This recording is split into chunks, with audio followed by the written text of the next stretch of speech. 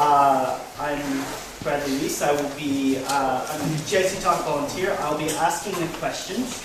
If you did not receive a piece of paper when you came in, please raise your hand, and one of our volunteers will bring a piece of paper to you. When you have your question written, again, please raise your hand, pass it to a volunteer, and they'll bring it up to me. So first, let's start with a little bit of personal background for our speakers.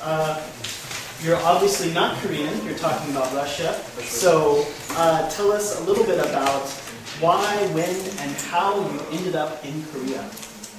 Okay, for me, I've been contracted with a company which is French Register of Shipping as an engineer and a specialist for naval architecture. And I used to start work with this company in Ukraine. Then, because the company has necessity of manpower here, with a lot of contracts in the shipyard, they asked me to come to Korea. So I stay already since 2007 non-stop.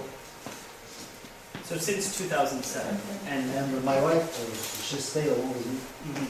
So what is your educational background for your job? My major is offshore technologies, oil and gas installations, submarines, drill ships, floating platforms. So I'm a naval architect specialized in ocean technologies. Okay, and what has been your experience here in Korea? Have you been able to find a Russian community here in Korea to interact with? Yes, it's possible. And major cities like Busan or Seoul, or even though, especially in Busan, which is mostly, let's say, half Russian. Okay. And so you obviously speak Russian and English. What is your experience with Korean language or other languages outside of English and Russian? Alright, in 2007 I've been participated to Korean class in Naval shipyard. I passed and have a certificate of successful examination in Korean language. So still practicing. And Tasha, she also participated in the Korean language class in Gwangju International Center. Also taught the English class in Naval. Okay. So other languages which I used to talk but already didn't spoken for a long time is Polish and a little bit French.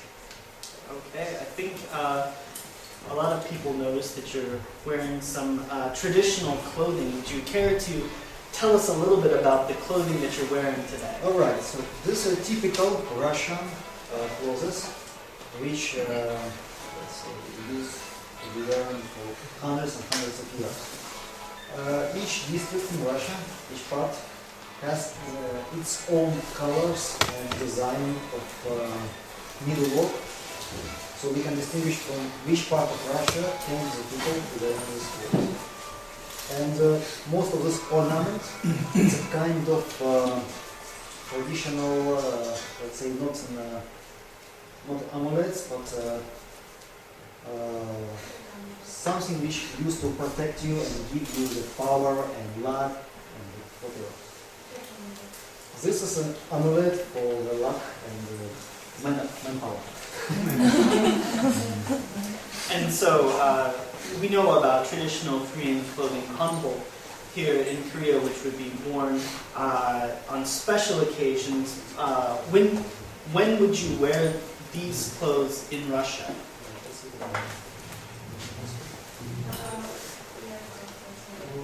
Nowadays we very, very rare to use these clothes, and mostly we're wearing on the traditional holidays like National Day, or if we have some kind of events which relate to our Asian history.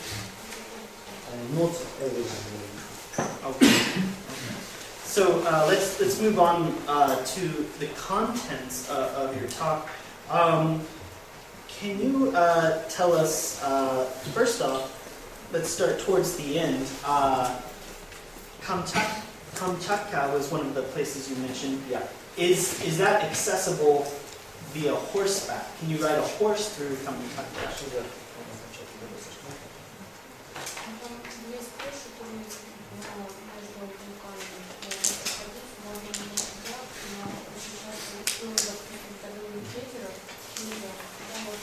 Okay. Actually, it is possible, but some places within Kamchatka are not accessible by horse, like Geyser Valley, so you can use only helicopter to come. But you have walking, traveling roads, well, let's call the roads, and you can use a riding horse, but you need to have a guide because it's a dangerous place, a lot of wild animals, and possibility to be lost. This we call this district as a country of bears. You mentioned, in part of your talk, you mentioned that the USSR flag, the former Soviet flag, is still on display in many buildings in Russia. What is the general feeling in the country for the old USSR days? Is there a kind of nostalgia, or how do people feel about that period of Russian history?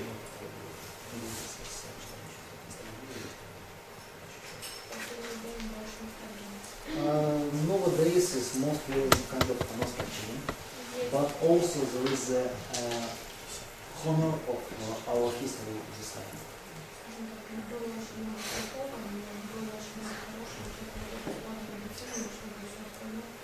There was a lot of course, of bad sides of USSR history, but we remember also the good side, which are medicine, which is free of charge, education, which is free of charge, and also the unification of all country populations. So most of Russians miss this unification. Okay, speaking of the historical times in the Russian Empire, the Soviet days, and into today, what is the state of integration with ethnic minorities in society? Okay, since the Russian Empire time, those minorities are a part of country, and I can tell you that they call themselves Russians. Actually, there are two terms in Russian language. We call Русские and Russians, Россияне. First term, Русские, is a common spirit.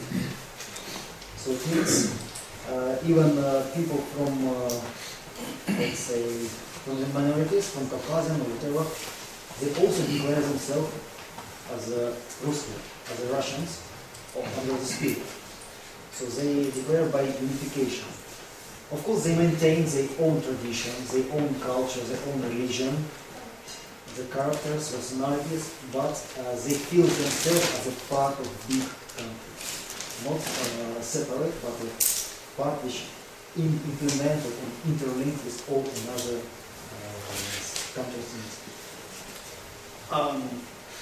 As a very quick follow-up, we'll have two more questions. As a very quick follow-up to that, do you know anything about the Korean minority in Russia?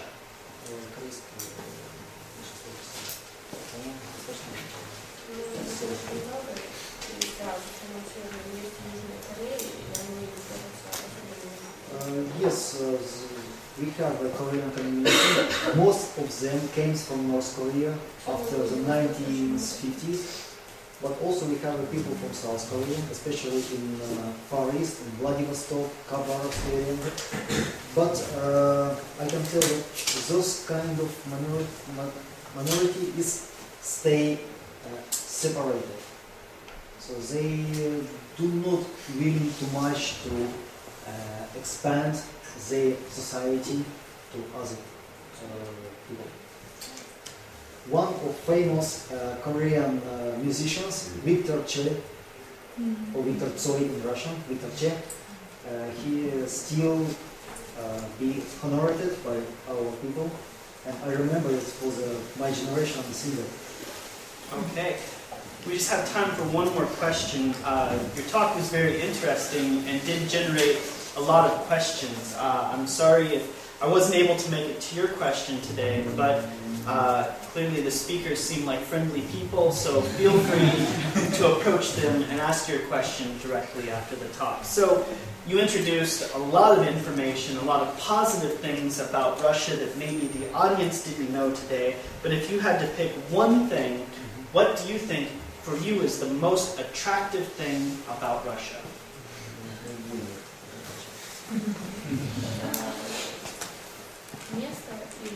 You mean the place or character or What is for you, in any genre, what is the most attractive thing about Russia? the scenery? Okay, the scenery. And you showed us a lot of beautiful pictures of Russia, and maybe you've inspired some people to visit. So let's give them another round of applause for answering our questions.